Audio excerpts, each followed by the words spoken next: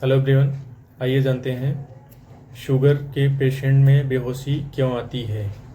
Sugar किसे कहते हैं?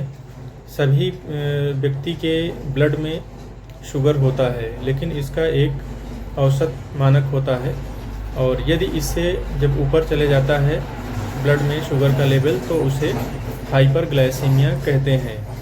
और जो शुगर के मरीज़ होते हैं उनमें कभी कभी कुछ रीज़न की वजह से ब्लड का ग्लूकोज लेवल कम भी हो जाता है, 70 के नीचे चले जाता है, तो इन्हें हाइपोग्लाइसीमिया कहा जाता है।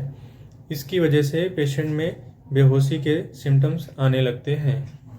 स्वस्थ व्यक्ति के शरीर में नॉर्मल ब्लड ग्लूकोज का जो लेवल होता है, भोजन करने के 2 घंटे बाद 120 mg/dl होना चाहिए और यदि खाली पेट हैं तो 70 mg/dl होना चाहिए।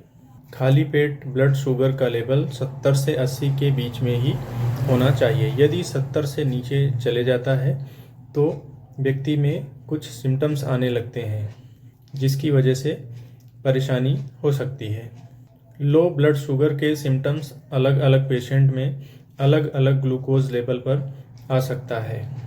यदि किसी के शरीर में ब्लड शुगर का लेवल कम हो जाता है तो उनमें चक्कर आने लगते हैं, चिड़चिड़ापन होने लगता है, व्यवहार में परिवर्तन आ जाता है। पहले कुछ व्यवहार नॉर्मल था, उसके बाद कुछ एबनॉर्मल व्यवहार करने लगते हैं और इसके अलावा पसीना निकलने लगता है, बहुत ज़्यादा बॉडी से पसीना निकलता है और इसके अलावा शरीर में कपकपी होने लगती है और पेशेंट को बोलने में भी समस्या हो सकती है। और यदि ये सिम्टम्स लगातार बने रहते हैं तो बेहोशी आ सकती है और यदि इसका उचित इलाज ना किया जाए तो मिर्गी जैसे दौरे भी पड़ने लगते हैं और यदि इसका प्रॉपर ट्रीटमेंट ना किया जाए तो लास्ट में पेशेंट के हृदय गति में भी परिवर्तन आ जाता है, जो कि जानलेवा भी हो सकता है।